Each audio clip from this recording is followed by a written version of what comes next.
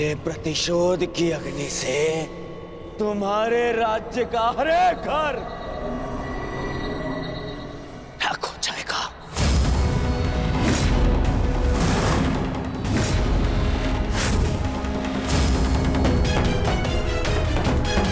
दुर्योधन शांत, चलो यहां से।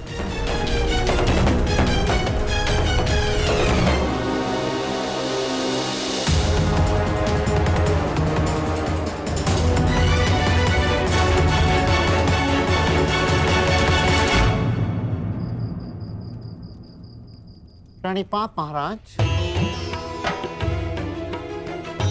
महारानी का स्वास्थ्य अब कैसा है? भाई खोने की पीड़ा है कंक, जाते जाते ही जाएगी। अभी अपने कक्ष में विश्राम कर रही है। यदि कोई आवश्यकता पड़े तो स्मरण कर लीजिएगा महाराज। सबसे अधिक आवश्यकता के समय तुम सहायता कर चुके हो कंक।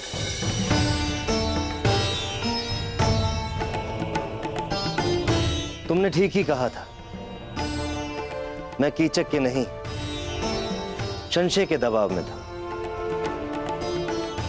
एक राजा और एक पिता को उसका कर्तव्य स्मरण कराने के लिए धन्यवाद कंक। मुझे मेरा खोया हुआ आत्मविश्वास लौटाने के लिए धन्यवाद।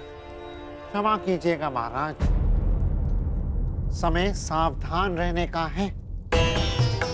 हस्तिनापुर युवराज की ललकार को मत भूलिएगा, क्योंकि मत्स्य का वो सेनापति मारा जा चुका है जिसके भय के कारण विराट नगर की सीमाएं सुरक्षित थीं। कुरु सेना किसी भी क्षण आक्रमण कर सकती है महाराज, किसी भी क्षण।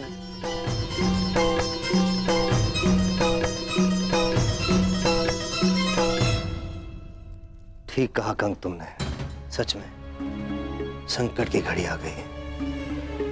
मैं आसक्त हूं और कुमार उत्तर तो अभी स्वयं बालक है। इस संकट की घड़ी में तुम्हें कोई मार्ग दिखाओ।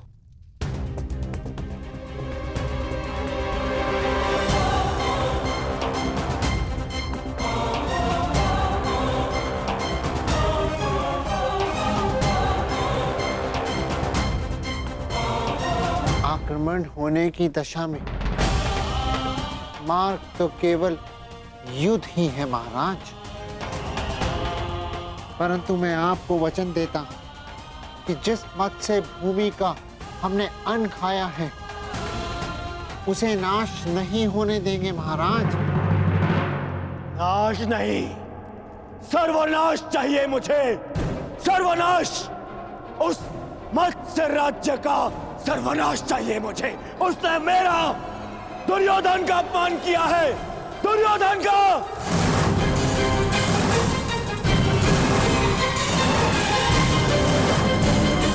उस अपमान का कारण स्वयं तुम हो दुर्योधन। अतिथि की मर्यादा तुमने भंग की है।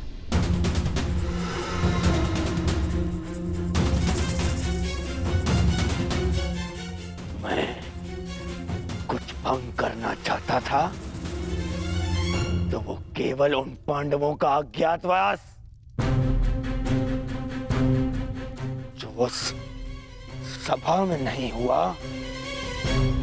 वो अब रणभूमि में होगा, विराट पर आक्रमण करके होगा।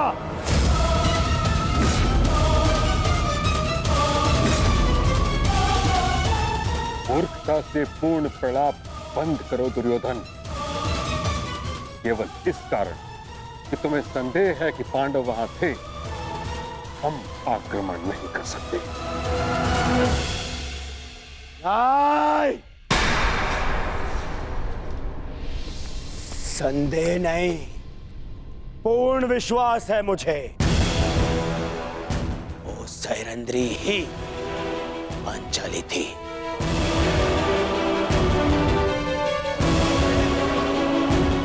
अब मामाश्री से पूछ लीजिए, गण से पूछ लीजिए, वो भी वहां उपस्थित थे। सर्वप्रथम तुम मुझे उत्तर दो क्या तुमने पांडवों को देखा? क्या तुमने पांचाली को देखा?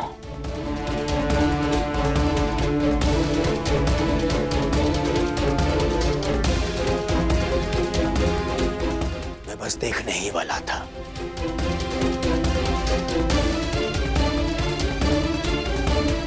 ठीक, नहीं देख पाया, परंतु उसका अर्थ ये नहीं कि वो वहां नहीं है।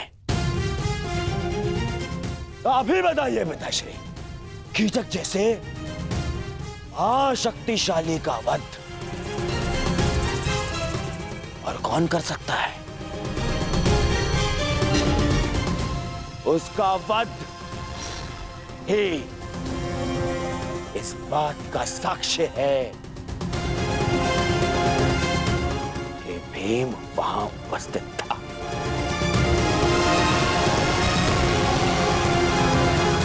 मैं दुर्योधन की इस बात से सहमत हूं ताश्री।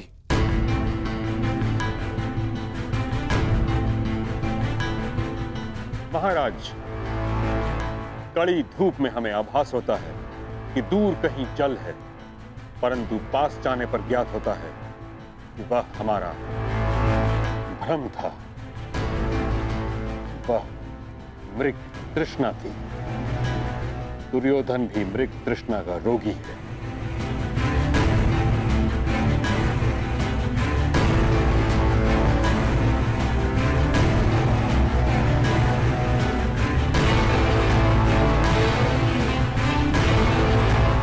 आपको क्या लगता है मैं मूर्ख हूं? शत्रुता के कारण समस्त राज्य को युद्ध की अग्नि में जो झोंक दे वो मूर्ख नहीं है तो और क्या है?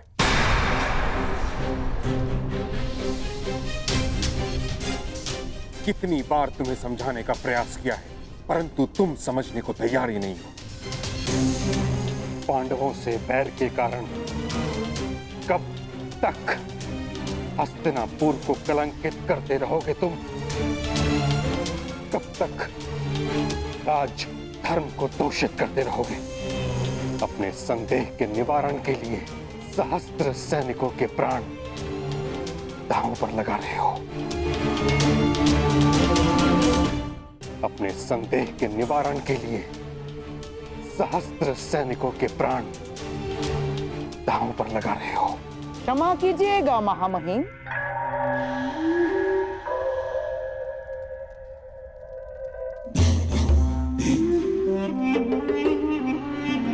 परंतु मनुष्य के निर्णय लेने के पीछे केवल दो ही तो कारण होते हैं, एक विश्वास और दूसरा संदेह। आपको संदेह था महाराज धृतराष्ट्र की योग्यता पर, इसीलिए आपने महाराज धृतराष्ट्र के भाई महाराज पांडु को राजा बना दिया।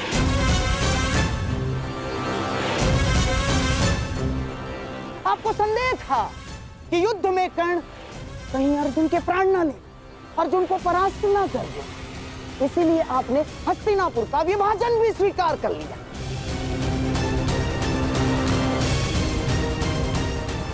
आपको संदेह था कि द्यूत सभा में आपके प्यारे पांडवों के साथ कोई छल ना हो जाए, इसीलिए आपने नियम बनाए। और इस समय भी आपको संदेह ही है कि कहीं मेरा प्यारा दुर्योधन आपके प्रिय पांडवों को खोज ना ले और फिर से उन्हें वनवास में जाना पड़े। महामहिम, बस करिए गंधार राज।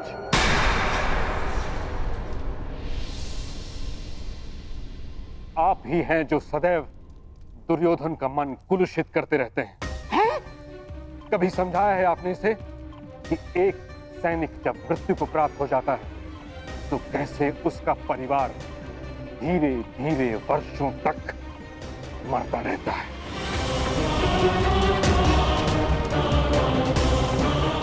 सहस्त्रों सैनिकों के प्राण का कोई मोल है?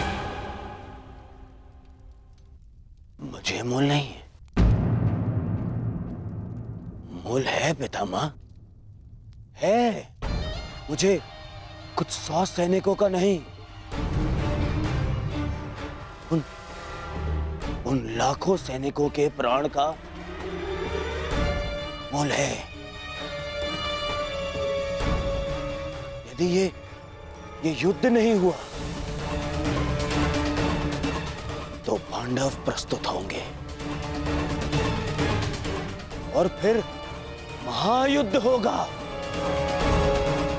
ऐसा महायुद्ध जिसमें लाखों सैनिक अपने प्राण गंवाएंगे, फिर लाखों परिवार थोड़ा थोड़ा करके हर दिन मरते रहेंगे।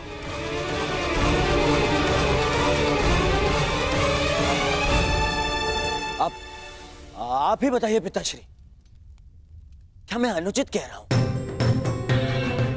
लाखों सैनिकों के प्राण बचाने के लिए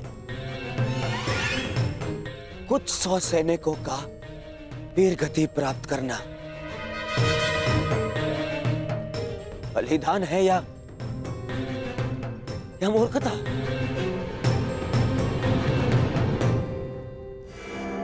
मैं तो कहता हूं कि विराट पर आक्रमण करके पांडवों का अज्ञातवास भंग करना ही नीति है। यही नीति है पितामह।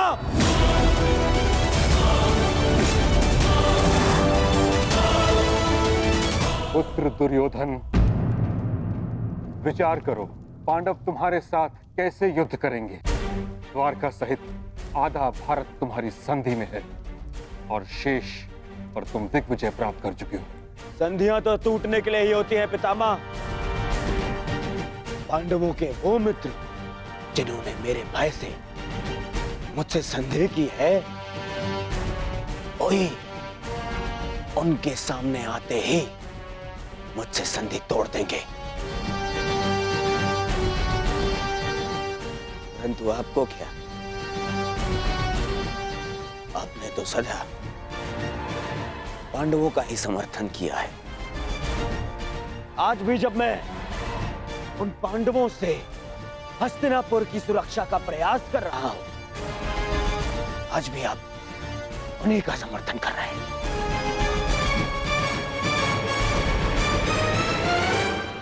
क्या तुम्हें विश्वास है कि पांडव विराट नगर में हैं?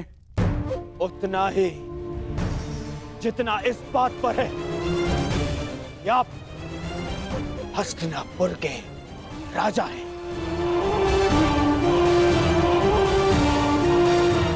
और पितामह भीष्म हस्तिनापुर का हित चाहते हैं।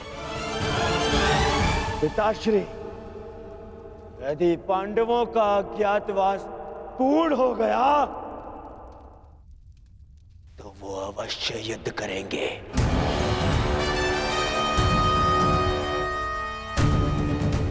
और ये युद्ध महायुद्ध होगा।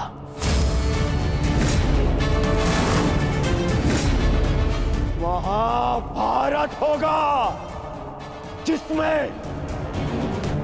महाविनाश होगा।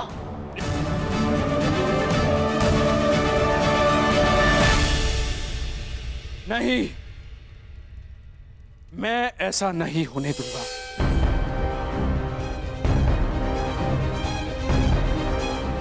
यदि विराट पर हमला करने से ये महायुद्ध, ये महाविनाश टल सकता है, तो मुझे पुत्र दुर्योधन का ये प्रस्ताव स्वीकार है।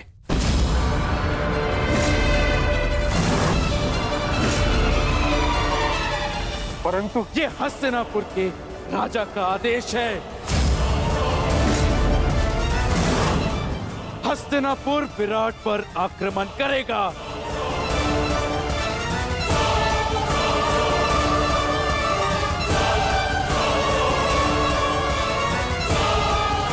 युद्ध की तैयारी हो।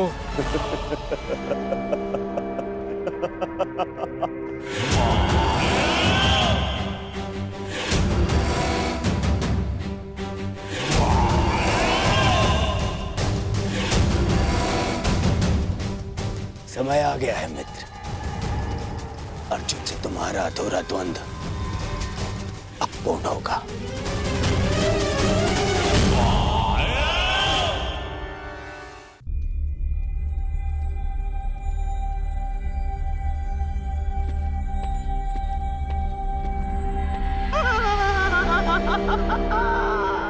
अब तुम बच नहीं सकते मेरे प्यारे भांजे पांडवों।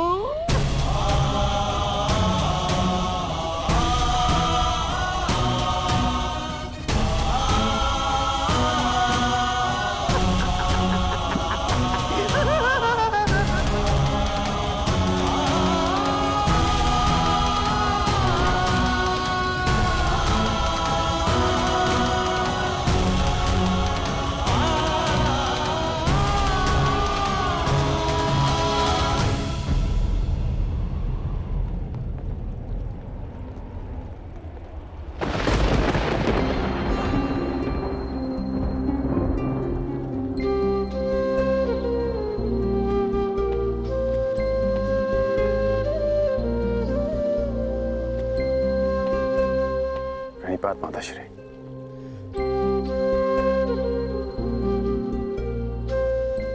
मैं जानता हूं आप आज मुझे विजयी होने का आशीर्वाद नहीं देंगे। मैं आज कुछ देने नहीं, स्मरण दिलाने आई हूं।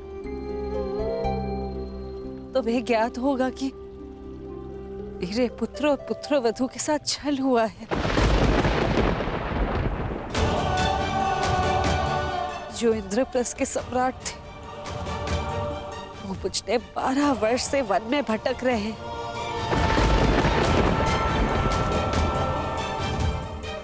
और कुछ ही दिन बचे उनकी स्वतंत्रता में, और उनके साथ फिर से छल होने जा रहा है। हस्तिनापुर से इतनी बड़ी सेना उनकी वृत्त प्रयाण कर रही है। उनकी आत्मा रक्षा के लिए उनके पास एक भी सैनिक नहीं।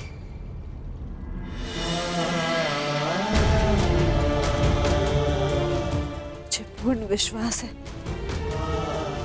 कि तुम मेरे पुत्रों के साथ एक और अन्याय नहीं होने दोगे। मैं तुम्हें स्मरण दिलाने आई हूँ कि माताश्री,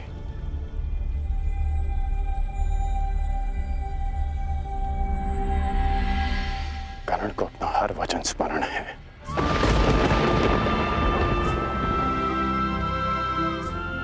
मैंने युवराज दुर्योधन के लिए शस्त्र उठाने का वचन दिया है, तो युद्ध तो मैं अवश्य करूंगा।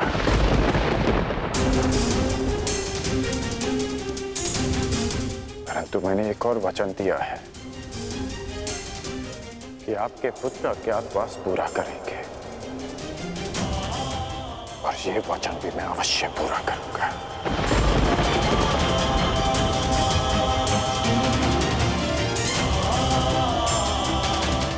आज्ञा दीजिए माताजी।